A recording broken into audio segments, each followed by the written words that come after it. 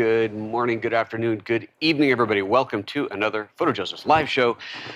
Welcome to the party. It's been a minute. It's been a minute. Let's get a quick little shout out in the live chat. Tell me where you're calling from, watching from. You know what I mean. How you doing today and all that good stuff. Make sure you can hear me nice and loud and clear. And by the way, if you are watching this not live, there will be timestamp chapter things down below so you can skip past this whole morning chit chat and get into the meat of things. But let's just see what's going on today. It looks like it's working. I had one of those mornings where I haven't gone live in a while, and I'm kind of like, okay, you know, everything's in place, and go, wait, why isn't this working? Why isn't that working? You know, there's always little things that change, break everything. So we just want to make sure that everything's working before we actually go. You know, we've done shows before where we're completely silent for like the first 10 minutes. Everybody's screaming at me in the chat, and I don't even notice because I'm totally oblivious. But I'm watching the chat, just waiting for real time to catch up with my time. You know what I mean.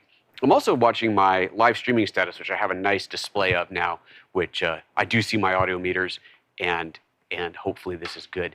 I'm hearing AV is working. That is excellent. That is ultimately all I need to know.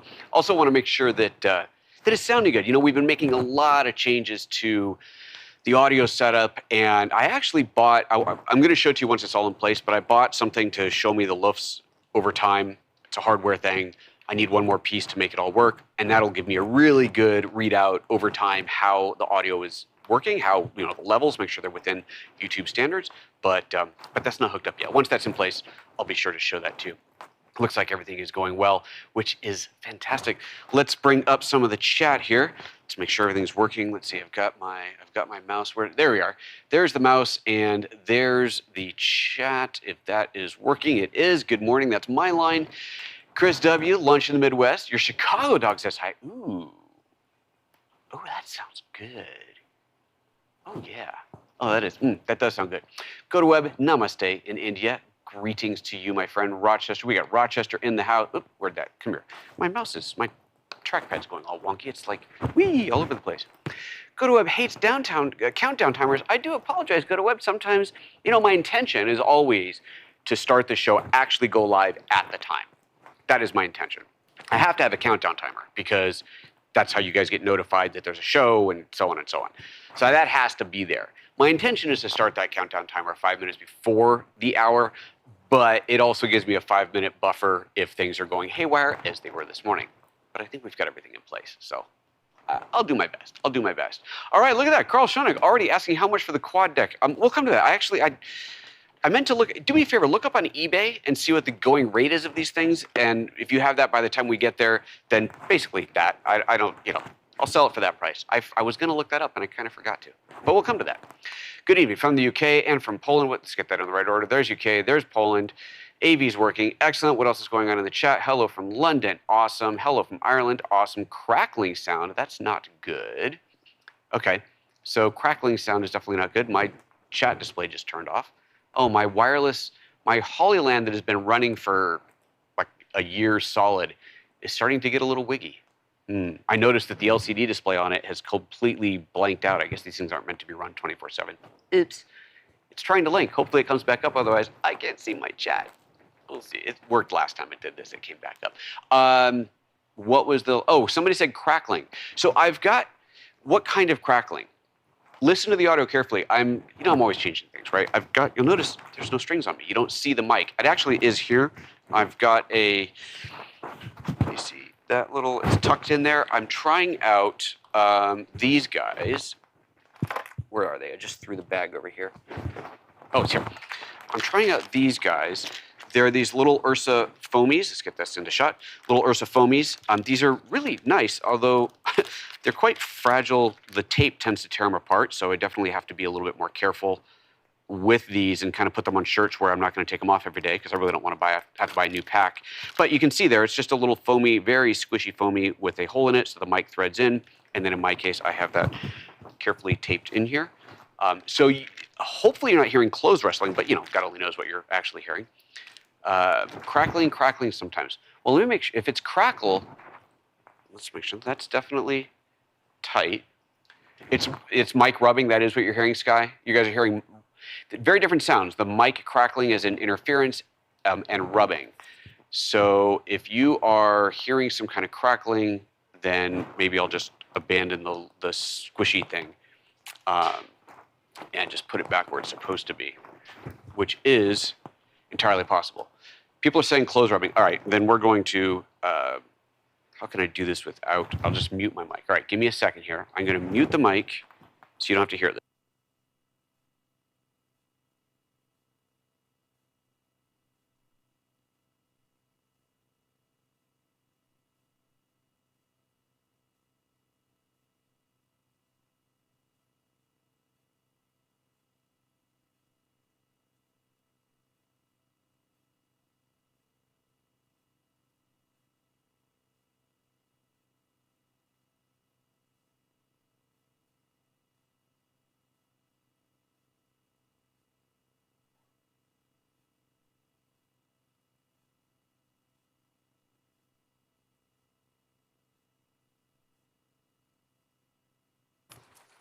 It's not that kind of show, people.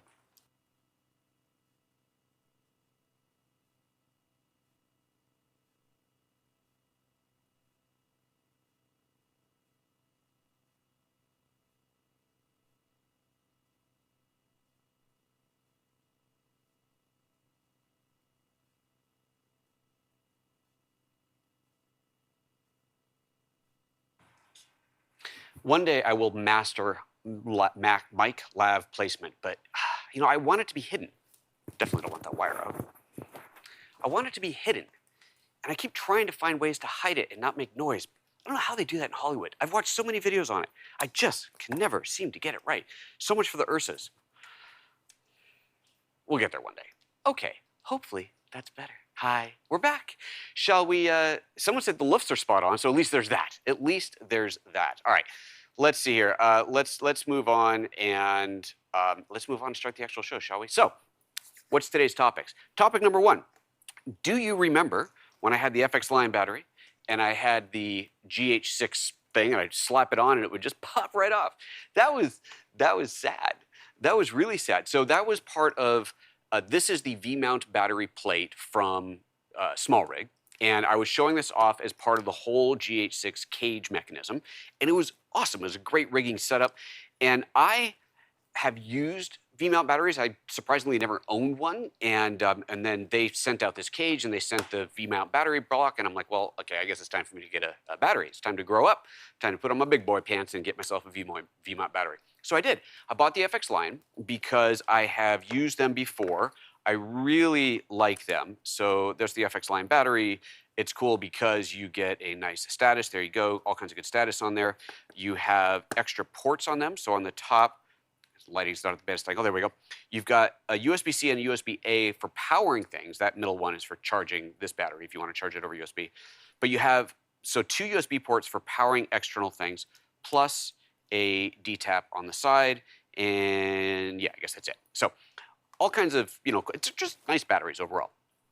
So I ordered one of these.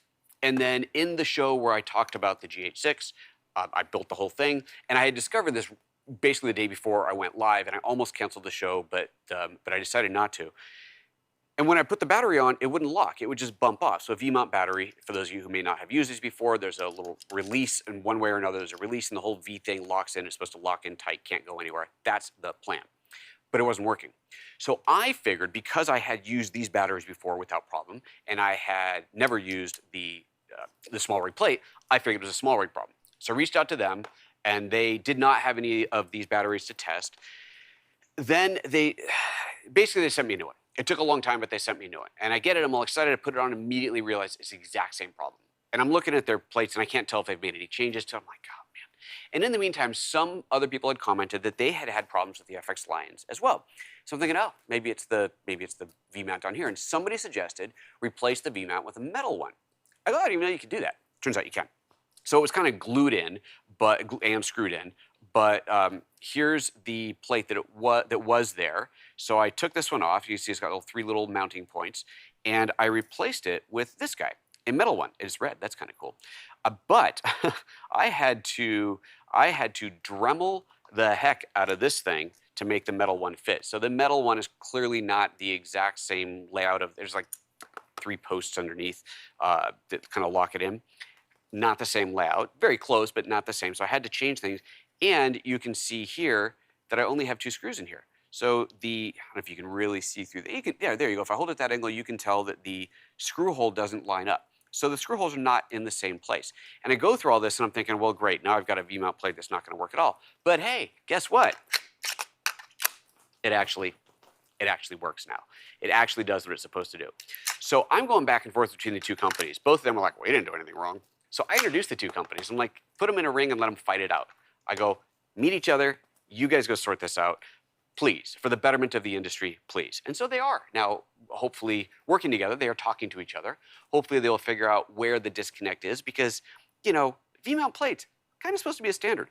But here's one thing that I did notice. If we look at these 2, I don't know how easy this will be to see in the overhead, but if you look very closely at this corner point, on the metal one, it's sharp, and on this one, it's rounded. I'm trying to find an angle where you can kind of see it's a little bit rounded. And that is, other than the hole placement, which means nothing, right? The hole placement is just for the mounting onto the battery. It doesn't have anything to do with the actual mounting. They're the same. So I think it's that rounded edge. Anyway, so we'll see what they do. FXLION insisted that their piece here is very, I don't know, meticulously designed. We'll see. Who knows? But that's that. So the end of the story here is that if you've got an FXLION battery and you want to use the SmallRig V-mount plate, you may have to swap this out, just so you know. Apparently, there is a different model of this that works fine, someone said on Twitter, so that's good.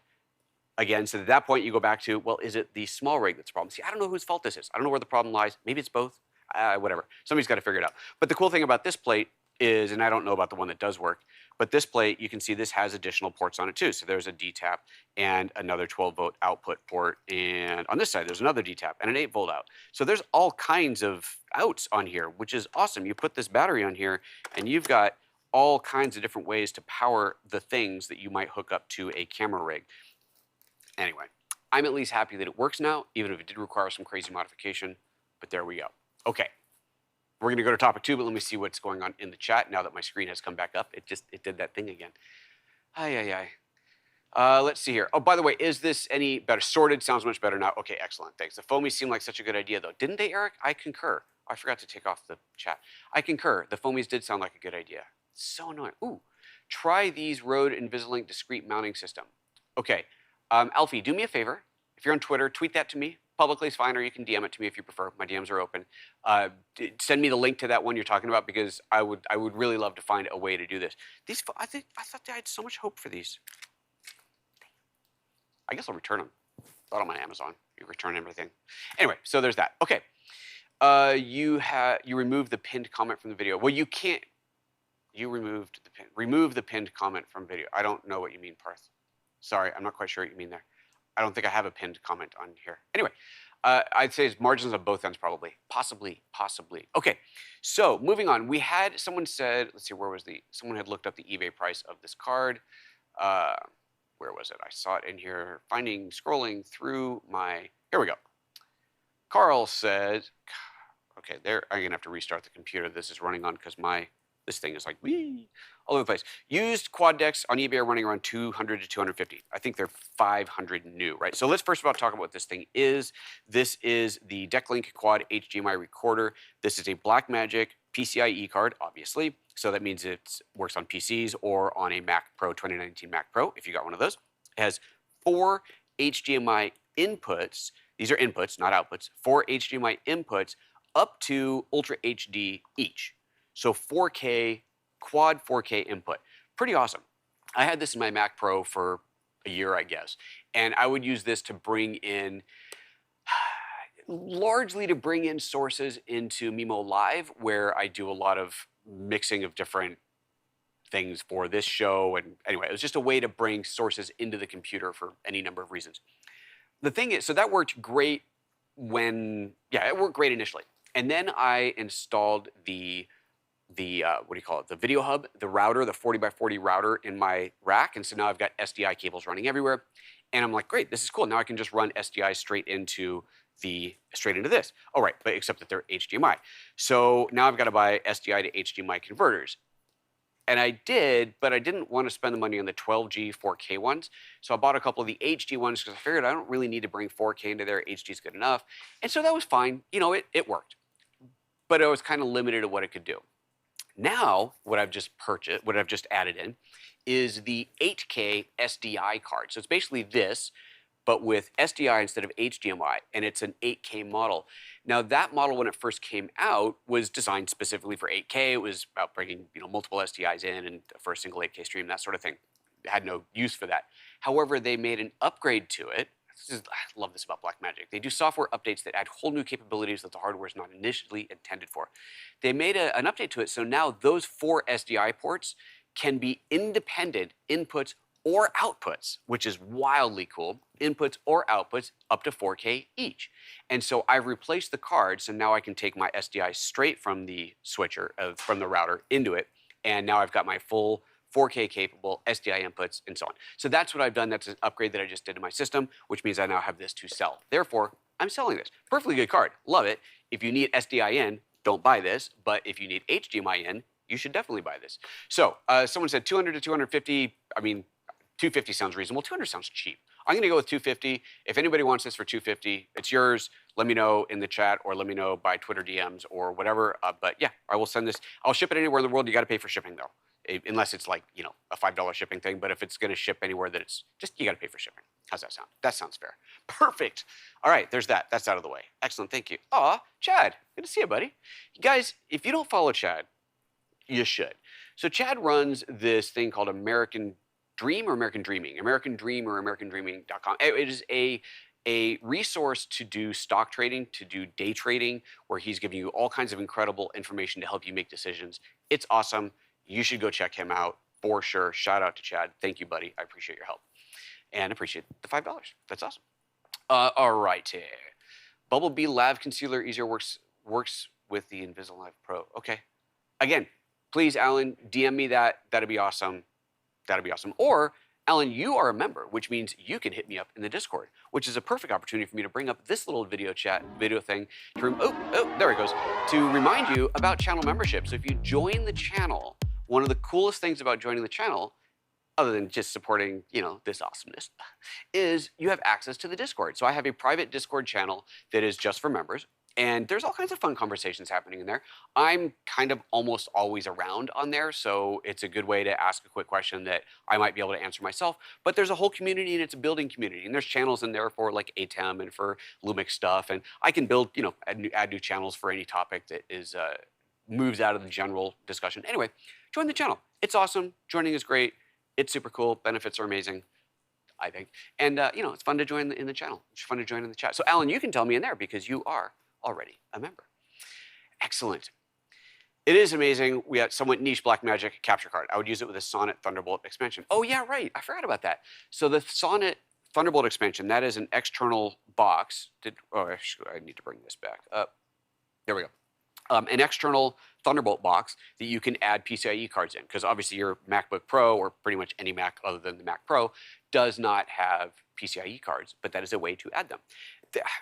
It's funny, just little side story here. I bought the Mac Pro year and a half ago. Yeah, it was a year and a half ago. I think it was the end of 2019 financial spend, or it would be end of 2020, because it's 21-20. Yeah, end of 2020, maybe it's even, whatever, it doesn't matter. I've had it for a while. It was one of those, like, God, that's so much money, but I feel so limited by the Macs that I'm using. I was using a Mac Mini with an external GPU and obviously RAIDs and all this stuff. And I felt like, I'm going to do it. I'm going to do it, get that power, and go for it. And it's kind of a mid-range one, certainly not the Max. It's kind of a mid-range one. I think it cost about, it's like $12,000. I'm still stupid money, right? But it's an expensive Mac, but I'm going to use the PCIe cards. How many am I going to use? I don't know. I have filled that thing. I do not have a slot free right now. Granted, 2 of the slots are taken up with just cheap USB cards, because I really don't like hubs. USB hubs are a disaster. I've had so many problems with them over the years that I just will do anything I can to avoid them, and adding like $30 PCIe cards or something, they're pretty cheap, into the Mac Pro as a way to add more USB ports without having to have a hub. So that alone is awesome. Then I have I had this, now I've got the SDI version of this. I've got a card in there that is what is it even called? I don't remember what it's called, but it gives me 4K output over SDI and HDMI simultaneously, and it honors HDR. And so that is what I use for HDR color grading. I have the SDI plugged into a Atomos Neon monitor for HDR reference monitor, and the HDMI is plugged into a LG TV, just a standard LG HDR TV, so that I can see my image both on a pro grading monitor, without going up to the crazy Sony things, but a pro grading monitor and a consumer TV at the same time. And it's a great combination. It's awesome. And then I just added what's the ProRes card, that ProRes card, whatever it is. They're $2,000, but I found one used on eBay for $1,000. I'm like, at half price, I put that in, and I just put that in. And it's interesting to watch in the specs and the stats and see how the power is being taken off by that card and leaving the GPU and the CPU up to other things. It's pretty cool. It's pretty cool. Anyway, so I have maxed that thing out, which is kind of crazy. And no, I have no intention of upgrading to the Mac Pro M2, I guess it's going to be, now that we know the M2 chips are a thing. Not anytime soon, at least. I'm sure eventually, but there you go. Okay, moving on. Alfia sent me the link. Thank you very much. Now you want the 8K SDI. I know. It's a cool card. And you know what? Retail, if you're buying new, that 8K card is only a little bit more expensive. I think it's $50 or $100 more than the HDMI one new. So if you need the SDI, don't buy this from me. Just get the SDI card. But if you don't, and you want this, it's a bargain. There you go. Excellent. American Dream Trading. Chad, thank you very much. All right, Technopilot. Hey, PhotoJoseph, you should know that Hedge is terrible. Sadly, because they went off on their own standard and the holes are very wrong. The Hedge plate definitely does not tightly fit. Okay, I don't know what Hedge you're talking about. I was thinking you were talking about Hedge, the data storage online Final Cut. They make, my brain's completely shutting down now. Anyway, you're not talking about them. Okay, I don't know what Hedge you're talking about. That's not what I have on here, is it? No, this is a Red Pro Professional, which is, I'm sure, has nothing to do with the company Red, but that's what they've called it. So I don't know what Hedge you're talking about, but I won't use them. Thanks for the advice. Already bought a bunch of them. I had to return them after being happy with the cam-bait plates as screw-in replacements. Oh, that's a bummer. Additionally, you get more host chips by using USB web add-in cards and hence less bottlenecks on the bus. Oh, absolutely. Yeah, for sure. You are not trying to cram 1,000 USB devices into a single bus. You get separate buses. It's incredible. The Mac Pro is awesome. I've been hoping for red plates to make my batteries easy to identify, but even just putting Hedge plates into various V-Lock batteries shows how missized they are. That's fascinating. Well, I've linked to this little one, this little Red Pro Professional one, in the links down below. That's already in there. It was $10, I think, so I would definitely recommend checking that out. Although now I wonder whose holes are off, whether it's this or this. I just don't have enough experience with V-mount batteries. If I had a crate of them, then I'd be able to say, oh, look, this is what's wrong, or this is what's wrong. I don't know. I'm just sharing with you the information that I have, and that is all. Okay, let's move on to the next thing. This is one of those, I love this stupid little product. It has nothing to do with broadcast, photography, video, except that it has everything to do with broadcast and photography and video. And that is this adorable little label maker. It's this company called Niimbot. I found it was a TikTok ad probably, or YouTube ad or something. It's this little label printer. So you get this little doohickey here that is USB chargeable. That is my own NFC sticker that I put on to launch the app from my phone, although that it kind of doesn't work half the time. Anyway, it's a little thermal printer. You pop this out and you've got little labels, right? So there's your labels on there, little spools of them, and I just realized I left the other labels over here. Let me grab that because that is important to see. There are dozens of different label types that you can get. This is the other label type that I got. So I have this cable label maker and then just these standard little white label doohickeys. And you'd think, okay, it's a little label printer, whatever. So I've used traditional label printer. Maybe I threw it out. I was so fed up with the thing. You know, one of those like Brother ones with a keyboard, you type on it and print out. Very limited to anything other than just as long of a strip of tape that you want. But I mean, they're fine. You know, they work fine. But when I saw the thing to do the label for the cables, I thought, well, that's kind of cool. And this whole thing was looking kind of cool. So I figured, you know what? I'm going to try this thing out. Let me show this to you. I'm going to give you like a full demo, but I just want to show you how cool it is because I think it's awesome. All right, so we're going to do the label one. And I'll tell you right now, if you are playing with one of these, you put it in this way. So the label is actually down, which is kind of funny. You might not think that would make sense, but I guess it does because the thermal imaging happens there. So now in retrospect, that makes perfect sense. Lock that thing in. I'm going to turn it on, and it's kind of loud, so I'm going to hold it way over here.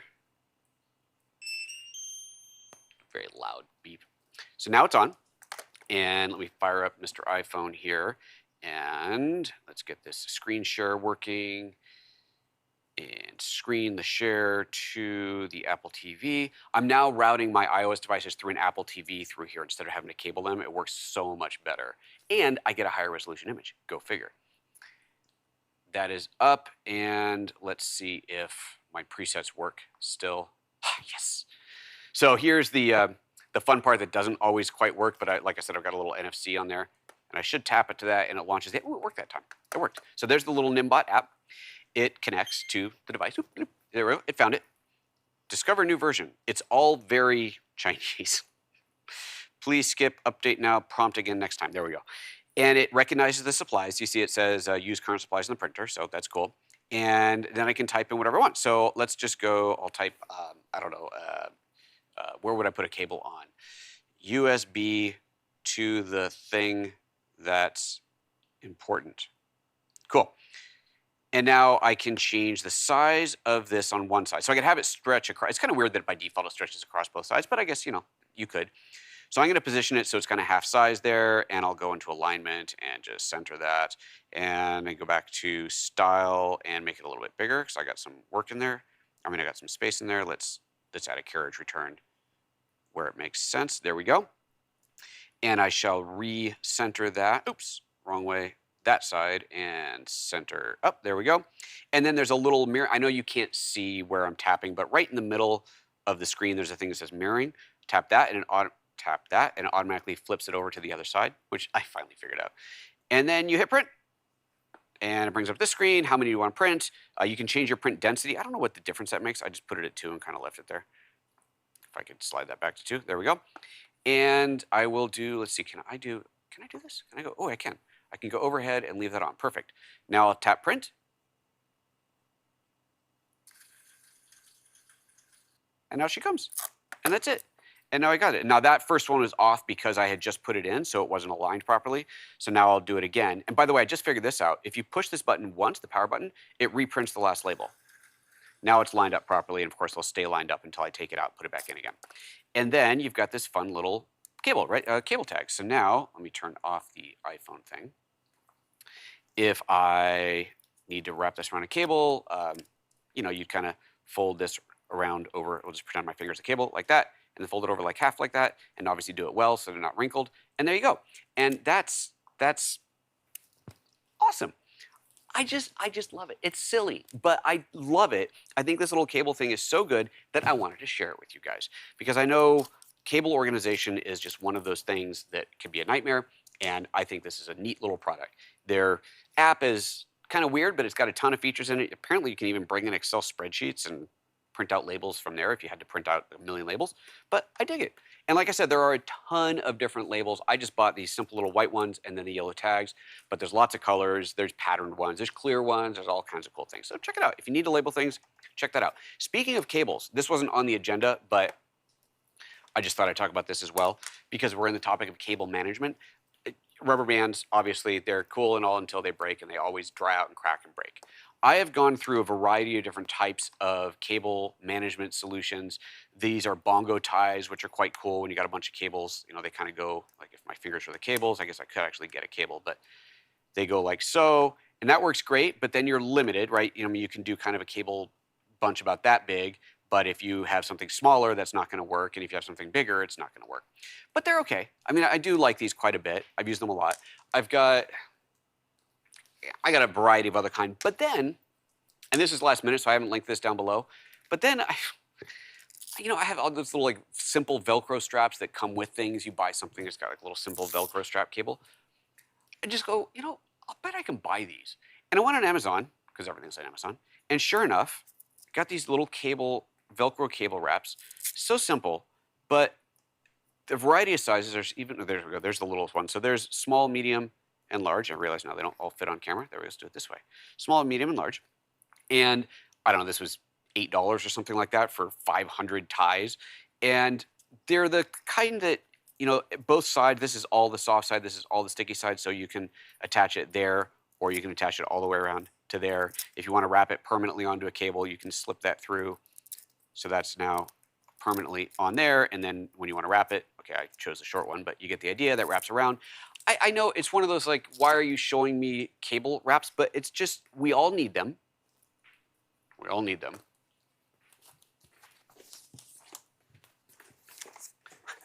We all need them. These are my USB cables, some of which are wrapped, some are not, that desperately need to be organized. That's why they're in a box here. And I just thought this was an impressive, simple, elegant, inexpensive solution. And these aren't going to break. Like even these, even though they are very big, strong rubber bands, I can tell on some of the ones I've had for a while, they're starting to crack and get old. So they're not going to last forever. These will probably last a lot longer. So there you go. That's that. All right. Last topic of discussion, which I'll get to after I look at the chit chat. Technically, say checking the link you're sharing. It's hedge box, not hedge. The red plates you share are way out of spec. Great. Well, it works for me. I don't know what to tell you. Brother or Dymo? Yeah, those are the printers. The Brother printer is the regular keyboard one, which I don't know where it went. Whatever. This is just way more versatile. I like it. Okay. Anything else on the chat? No, right now. So let's talk now about this guy. Let's see if I got this set up right.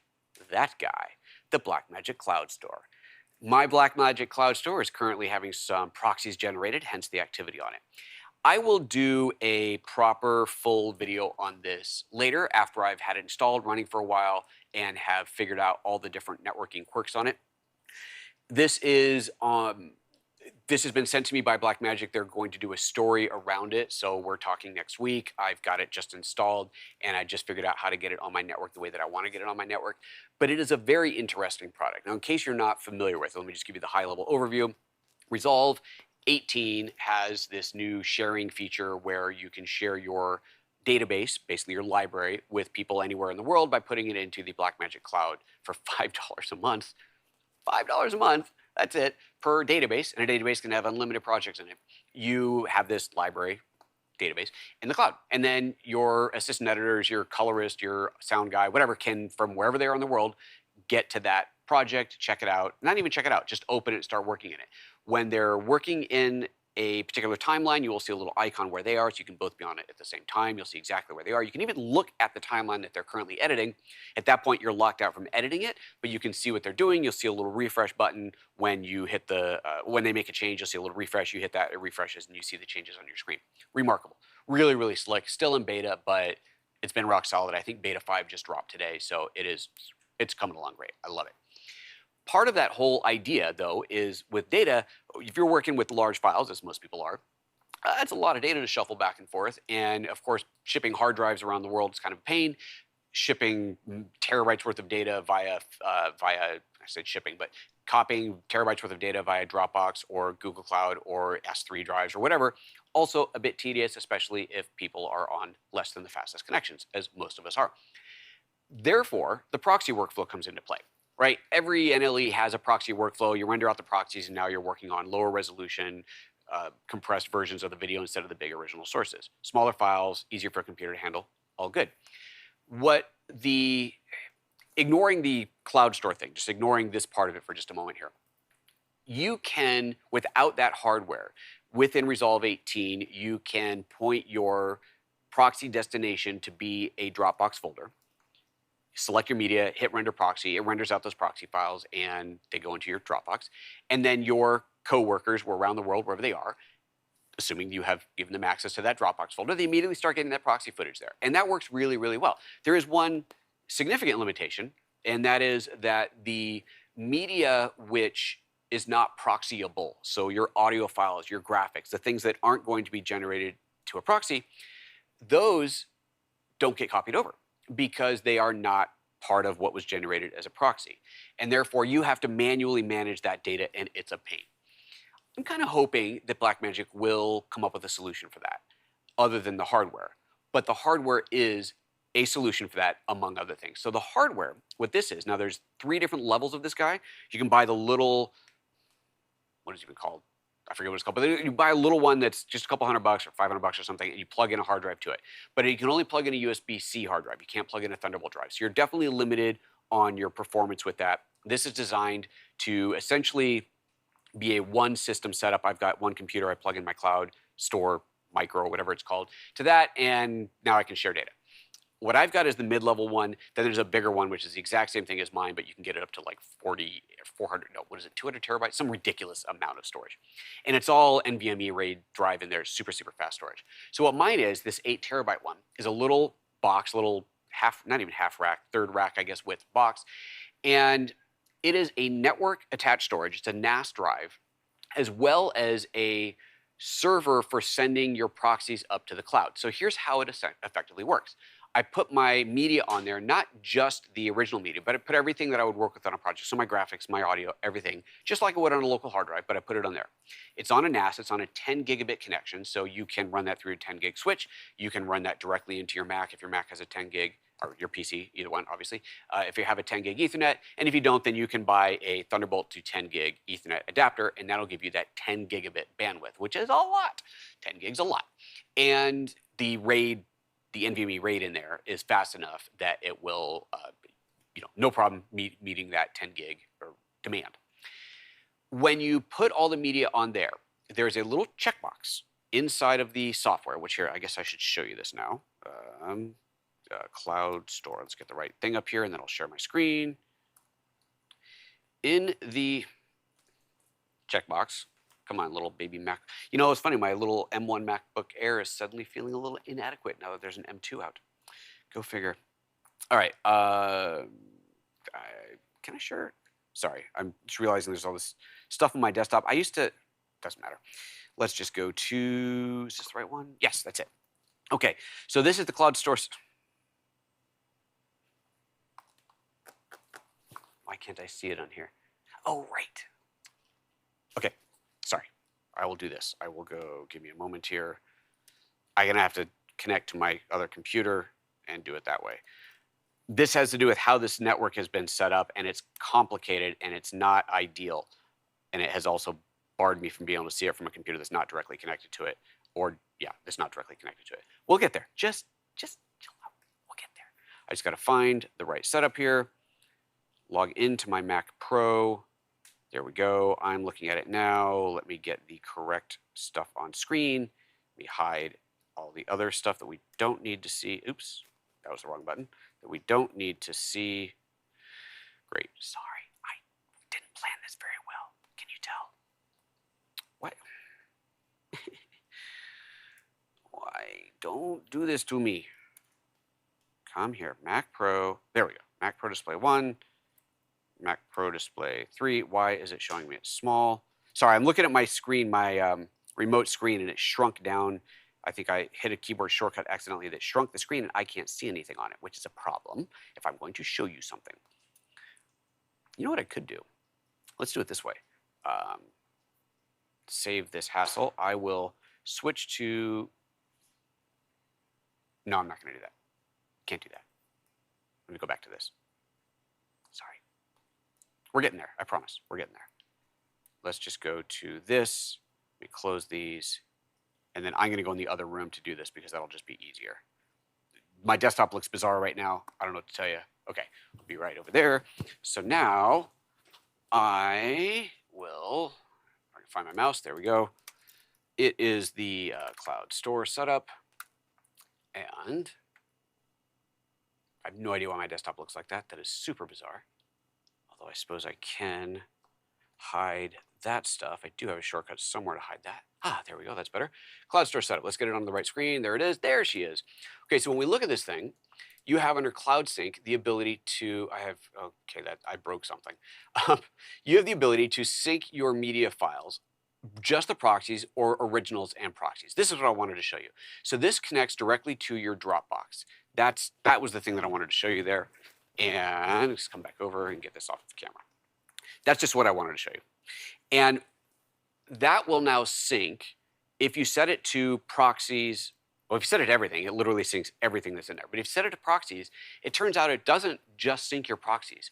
It syncs your proxies and the unproxiable files, which was the key. That was the magic step in here.